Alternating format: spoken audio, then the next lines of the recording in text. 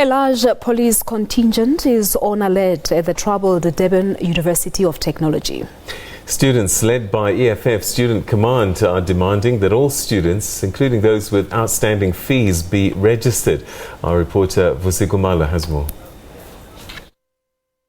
Yes, we are at the Durban City Hall, whereby we've seen a large number of student command led by the EFF. The students coming from all the way from DUT, Steve Biko campus, whereby they've got a list of grievances of which they want, including wanting or demanding justice for the killing of Mlungisi Matontele, who was killed allegedly by a security personnel or security guard last week. He was buried last weekend. With me is the SRC president of DUT, Mr. Sesiyanda Kodlimpi, here at the City Hall. Mr. Kodlimpi, take us through about some of the problems that led you here.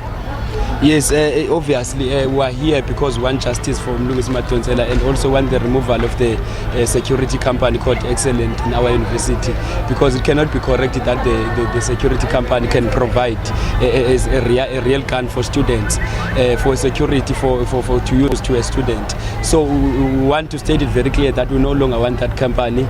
We want the company that will use the rubber bullets to the students when they are protesting, not the real bullets. So we are here today to make sure that there is justice for Mlungisi Matontele. We have submitted our memorandum stating very clear that we want the intervention of the NPA and also the government officials that are in high authority in this city of Durban. And the official that has just come promised us that even this matter will be brought forward even to the president of this country. He will know it that we are demanding the removal of the security company and also justice for Mlungisi, because it cannot be correct that a student that was fighting for the right thing, for a right cause, that was called by our president, that there is free education, and when we are fighting we are shot to death.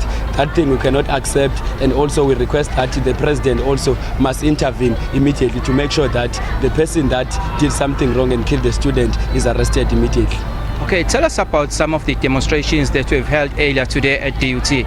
Yes, obviously the demonstration that we had, it was about the protest that we had even before the student that was shot, that was fighting for. We were fighting for, we want the unblocking of the students at our university, because the university has blocked the students, the returning students, particularly the students that fall under the category of Quantal and SASA, under the category of NSFAS. So this year they are not allowed to register, reason being we do not understand why.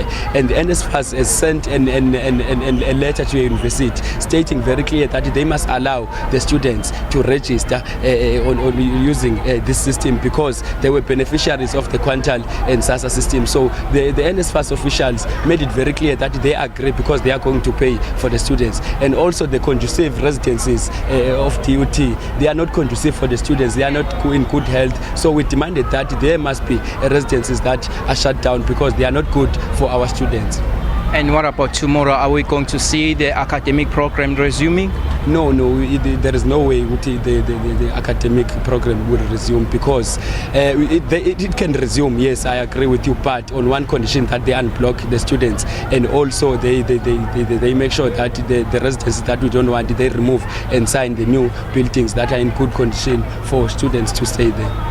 How many students are we talking about, those ones that have been blocked? It's close to 3,500 plus minus 3,500 students. Those are the returning students. And also we demanded the students, the first year students that had got the firm offers in our universities, but they cannot afford to register because the university is saying that they must pay a registration fee, of which we were told that there's free education. There are students that they cannot afford free education, but they are told to pay a registration for res and also a registration for tuition. So they cannot afford, and they went back home because they cannot afford, but we are saying that there is free education in South Africa. Okay, that's Mr. Kodlimpi, the SRC president at the DUT, saying that they cannot guarantee the resumption of the academic program at DUT tomorrow.